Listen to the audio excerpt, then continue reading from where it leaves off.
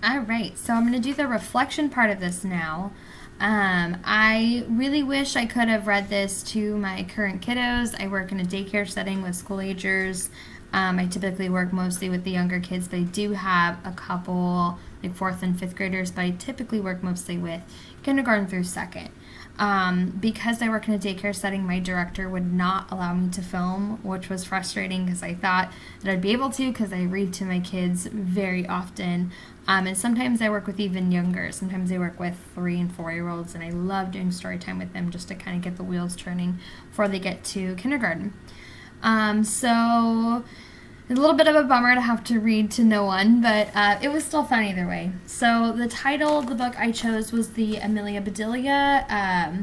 This is a whole series. I grew up reading her, and I remember as a little girl, I loved reading Amelia Bedelia because, for one, I thought the words were all silly and funny sounding, and I loved it when people could read it with a lot of, excitement and fluency in their words.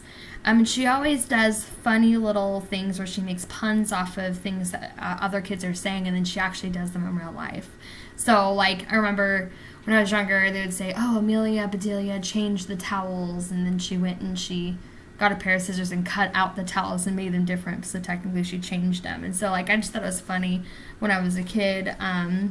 So I wanted to bring that into my own classroom. As far as, this is a little bit different. The illustrations have changed since I was a kid. She's more of a younger version now than she was. But it's a whole Amelia Bedelia series. So this one I just thought was ironic because it's all about good and bad luck, and the conversations that she has with her friends I think are really common to what you see on the playground, and kids starting to rationalize, what is this? What happens when I do this? What are the repercussions of my actions? So I really like this book for that reason. Is it accessible? This is my own personal book, but I can buy them in bulk. I have the whole set of Amelia Bedelia, so I was going to bring them into my classroom. I'm just afraid that they're going to ruin them, so I don't know. I'm kind of battling myself with that. But if I were able to get multiple copies, I think it would be more beneficial for the kids to actually point and follow along with me, especially those that are in second grade that are past just the sight word phase and can actually kind of comprehend a little bit more. Aspects of UDL, I typically like to read on a carpet, so kind of getting out of the typical sitting in a chair or watching a video, and I do think that kind of correlates to UDL and the fact that it is changing how we do things. It's not the same as a normal classroom setting. By being on the carpet, it almost changes your mindset and being able to say, okay, we're doing story time now. This is my story time position, and I'm ready to listen. I even normally have them to fold their hands, put them in the lap, listening ears on, so I can see that they're ready to go. I'm ready to go. I also typically will have people who wear glasses or hard of hearing sit towards the front, and then I can have my older, taller kids in the back. So I could probably do a little bit more in that department, but I do think that if I don't have more copies, there's not too much more I can do, maybe on a projector so it's bigger. But yeah, I do think having a carpet and a set space where people know, okay, or students know, okay, this is where we go to listen to a story. Did I give them the opportunity? Let's see. I definitely gave them the opportunity to add their own ideas. I really like child involvement. I like pausing and then being like, wait, and, wanting to jump in with the story. I think, what page is it? When they do this one, I stopped and kind of went through, before I even read the paragraph, I went through their bad luck ideas and their good luck ideas. I didn't really go over what superstition was. I probably could have. And I think it's challenging just doing it by myself, because when I'm there and I'm with the kids, I can read their reactions, see when they kind of see a little bit confused, or if I need to explain anything, or if I need to really emphasize something, But I think a lot of them at this age have heard, oh, step on the crack or break your mama's back, and, breaking a glass, spilling salt, things like that. I'm sure they've heard before, or four-leaf clovers and stuff like that. So that is a perfect moment for kids to suggest, oh, what about this one? What about this one? And we can kind of take a break to kind of bring their experiences into the story situation. So that's definitely an area that would have definitely been explored had I had access to my kiddos.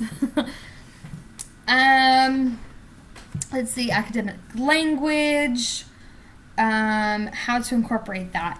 I think I did okay with that. I could have definitely done more of a discussion ending and asked, do you guys remember what happened in the beginning? Why did she think she had bad luck? And kind of asking those comprehension questions along the way.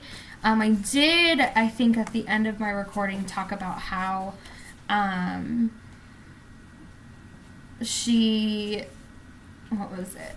Oh, knocked 3 times on the porch railing, and how Amelia Bedelia was like, I don't want to even add this to her. I don't even want to think about luck anymore, but tomorrow I'm going to add it to my class list. So that touches back to the middle of the story, which I think is often where students kind of taper off. They tend to remember exactly what happens in the beginning, where they're at, what they're doing, and then what happens at the end. But sometimes the middle chunk doesn't always get remembered the same. So that was kind of my way when I was reading, to like, remember it happened in the beginning, but I could have probably done more stops along the way to kind of help with that. Taxonomy, I think I would have done better. I mean, a lot of this is hard without having the kids here, but being able to ask them and say, do you guys understand? Do you see this?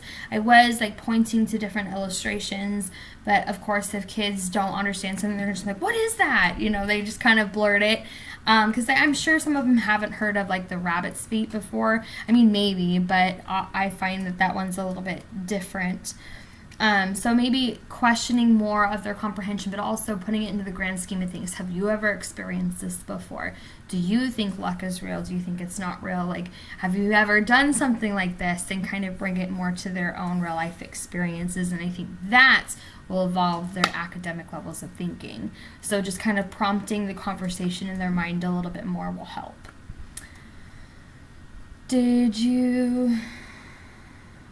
Oh, I did not use a preset question list. Sorry, I wrote down the discussion points, but I did not use the preset question list. I typically have a couple things in mind as far as how I want to go about comprehension. I like to see if they remember what happened in the beginning and if they remembered what happened in the middle and end, and I tend to ask for friends to share. And when I do that, they get really excited. Oh, I want to share. Oh, I want to share. And it's just a really fun moment. But even if they didn't know it, if they hear other kids say it, then they're like, oh, yeah. So I think really the bigger the group sometimes is the best way to do it if they're all engaged. That's the key. They have to be excited about it. So I didn't use a preset of questions, and I probably would use a couple preset ones, just, basic underlying what I want them to get out of it, but I think I would kind of let the discussion carry itself as far as what I feel the kids need to focus on more and what they didn't, based on how they paid attention in the story. So I kind of give myself some flexibility there. Behavior interruptions, I face this a lot. I work in a daycare setting. There's tons of stuff going on all the time. I think it'll be a little bit easier in a classroom setting when I finally get my own classroom with one standard grade. Right now I'm so combined that sometimes what appeals to a 5-year-old is not going to be the same that appeals to an 8 or 9-year-old. So that's just how it is. But I typically have to remind how we listen to friends respectfully. We cross our hands, we sit our hands in our lap, and we keep our hands to ourselves. I typically have like a stuffed animal that if the speaker is holding that, they're the only one speaking. That kind of helps with side conversation as well. Just remind, say, hey, do you have the bear? Do I have the bear? And then they're like, oh, you have it. And then they kind of remember. I also do tickets. I have like these little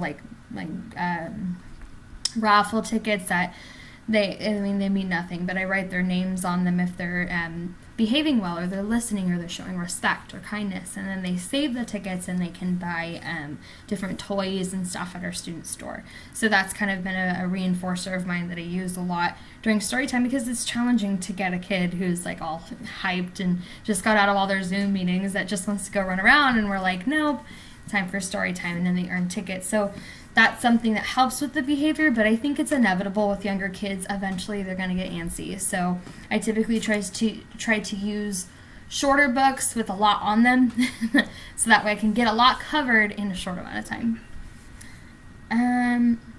As far as ELL, I tried to point to pictures. The print is pretty big in this book. Like I said, I could have used a projector or something, but it's definitely nicely spaced, very clear. The backgrounds are white, but the pictures are really, they're bright and they're out there.